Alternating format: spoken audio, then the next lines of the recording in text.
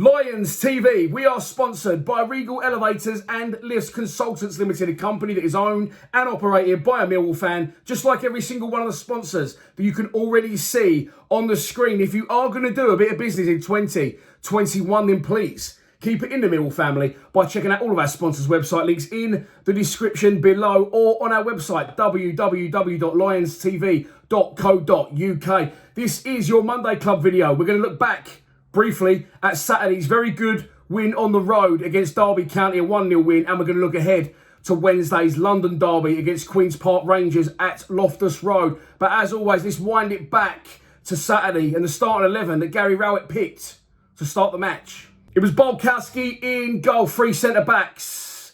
Pearce, Hutchinson, Cooper, Marlon Romeo, right wing-back. Murray Wallace, left wing-back. Woods, Evans and Ben Thompson as a midfield three, and then Mason Bennett and Jed Wallace up front.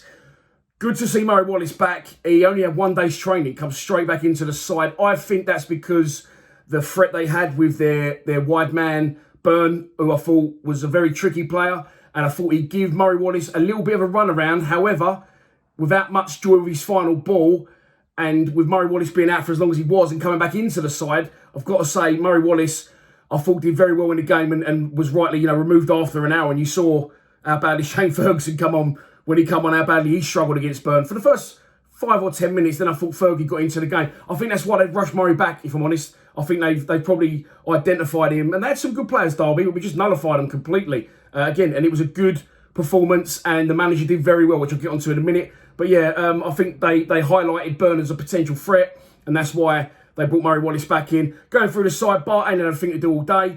I thought Cooper had an okay game. I thought Hutchinson was man of the match. I thought Pearce was brilliant. And the thing is with Pearce, I keep saying, we all keep saying his legs are gone. I don't know if they have. He's been playing a lot of games lately. Maybe it's just inconsistency with him.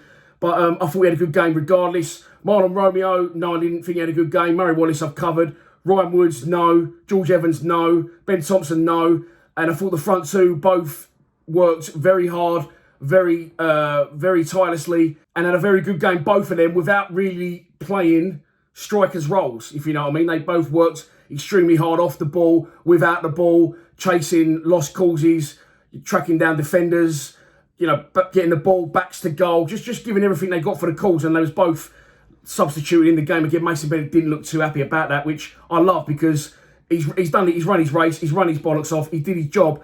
But you don't get, as we said this before, you don't get many chances to shoot as a striker in a Millwall side, especially against that sort of side we lined up with Saturday. So fair play to the front two. Thought they worked tirelessly and did their bit for the calls and as part of the win. I'm not going to cover the game really. 70% possession to Derby, 30 to us. They had very little opportunities in the game. I think the closest they come was simply comes off the bar from a corner, from the same side and end that we scored out with our corner. Our goal, very well worked goal. I've watched it back this morning. I said it was a great run from Hutchinson, and it was. I said he shook his marker. He didn't. They keep lining up with the three, don't they, sort of towards the middle of the goal, on the edge of the box, and himself, Wallace and Pearce. Wallace and Pearce took the runners. Hutchinson comes in round the back. It's a perfect delivery from Jed, and it's a fantastic header from Hutchinson. You'd be very, very disappointed, though, if he was a Derby fan, a Derby player, a Derby manager, with conceding a goal like that. And it was, listen, I put something out yesterday on social media just because maybe I don't explain things right. Maybe you don't understand them right. Maybe because I've been negative for a long time, it comes across that I'm still being negative. I put what I put out yesterday on social media because my full-time reaction was called a Rowett plan executed to perfection, but fuck me, that was boring. And unfortunately, I think we can all agree, whoever's, it's not to blame because we've got 3 points, whoever's responsible for that game being boring on Saturday, I think we can all agree it was fucking boring. That isn't a dig, that's just an observation. That's just how I felt watching the game. I'm absolutely done with this season. I could have done a post-match yesterday and a preview show today, and I could have done a den debate tonight, and I just cannot be bothered. If I'm honest, I've just absolutely had enough of this season. Again, that's not a dig at Rowett. That's not a dig at the team. It's just football across the board. My old man was watching Super Sunday yesterday. I sat down and watched a bit of it with him and the Arsenal-Spurs game. Good goal from Lamela, but other than that, there was some good football played in that game, and it's just boring. I've just had enough of this season. I can't wait to get back down the den next season. So I put this out on social media anyway. And this was, maybe I'm not saying things right, but saying here that It was a perfect day at the office for Rowett, executed to perfection. You know, I'm praising the manager in this instance. I'm trying to say he's got it spot on. I said things he needed to do to change to keep his job and keep us up, and he's done those things. We started playing direct. We started being extra specially defensive. So that was me praising the manager. And another good point to make, I was speaking to my mate yesterday. I understand that, yes, we've got a lot of injuries. And yes, we've got, not maybe the sort of players that Gary Rowett wants to be working with. As footballers, he doesn't think a lot of them are any good. And I've got to be honest, some of them aren't fantastic. So in that case, he's gone for, a compact defensive. If he's got better players, then he might try and play a bit more and try and play a different way. So I take my hat off to Rowett. I wasn't slagging him off at all in any way, shape or form Saturday. He had a plan. He got the players to execute that plan to perfection. He used to manage Derby. He knows how to nullify Derby. He knows how to get a result against Derby. And he's got us 3 points on the road. Brilliant from him. He'll go home a happy man. Sometimes, as I said, you have good days at work, and sometimes you don't. He's going to go home to Mrs. Rowett and go, get the beans on toast on, love. We are absolutely flying today, and I loved every minute of my job. But does he? Because I fully accept and I'll give him credit and respect, because he's had to change things and play a certain way to keep us up and keep himself in a job, which he's done. Sitting pretty now, 10th on the table, definitely not going down, unlikely to be going up. But that doesn't matter. That's what we want as a Mill fan base, in my personal opinion. We want a sustained run in the Championship to become an established Championship club, which will now go into our 5th season in the 21-22 season. And we want a decent cup run every now and again. It's nice to dream of going up, but we're nowhere near it. Let's have it right with the players we got and the budget we got. So it's perfect, Rowett, and he's done very, very well over recent weeks by changing things that he didn't want to change, but he has. But it can't be enjoyable for him. As I've said that, I thought, when I used to play football, when I'm sure when any of you used to play football, all that matters is winning. That's all that matters. You want to win the fucking game. End of story. So you don't care how you do it, beg, borrow and steal, fucking whatever you got to do to win that game, that's what you want to do. But it can't be enjoyable for him, and it can't be enjoyable for the players to play in that formation. In my opinion, I might be completely wrong, but in my opinion, I wouldn't want to be a player in that side. I wouldn't want to be managing that side that we go out and give Derby 70% possession. And yes, listen, take nothing away. He did what he had to do and we got the win. But we set up and showed him so much respect and sat back so much. We defended brilliantly, by the way. We completely, just killed any threat they had. Because they got some good players, make no mistake. They got Sibley, they got Kazim, they got Waghorn, they got the winger Byrne. They've got another guy centre midfield with a really stupid name, can't think where it is. But who pulls the strings. They're a good side.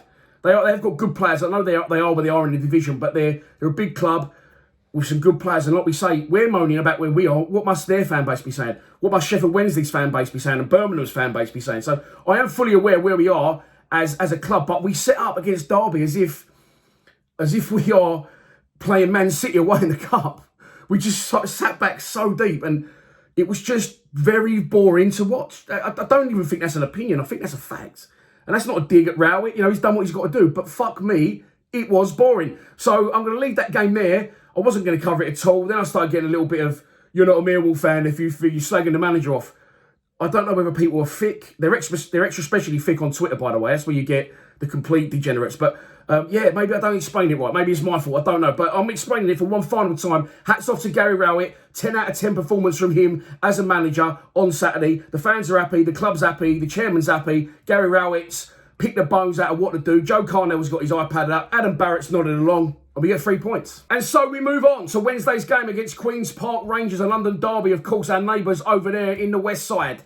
They are 13th in the table. They sit 3 places and 3 points behind us with a game in hand. Managed, of course, by Warburton. He's been in the job for quite a while, hasn't he now? But he doesn't really do a lot, does he? They sort of threaten to start really well and then they sort of fall away. And they're having a little bit of a mixed bag at the minute because they've won 2 and lost 3 of their last 5 games. Last time out was on Saturday. They lost at home to Huddersfield 1-0. This is going to be their 3rd home game in a row against us. So they'll be definitely looking to get 3 points against us on Wednesday. It's not predominantly a happy hunting ground for us. We haven't won there since we've been back in the Championship. Last year, we lost 4-3 in that mad game at the end of the season. The year before, we lost 2-0. And the year before that, we got a 2-2 draw, despite leading the game 2-0 with goals from Conor McLaughlin and Jed Wallace. So as I said, never an easy place to go. But once again on Wednesday, I'm sure we'll be looking to consolidate, nullify and nick something on the break. So this is your pre-match prediction. And here we go. They've won 2 and lost 3 of their last 5. What does that suggest to you? It suggests to me all day long it's going to be a 0-0 draw. And that's unfortunately what I am going with. But once again, a difficult place to go, away from home, on the road, in midweek.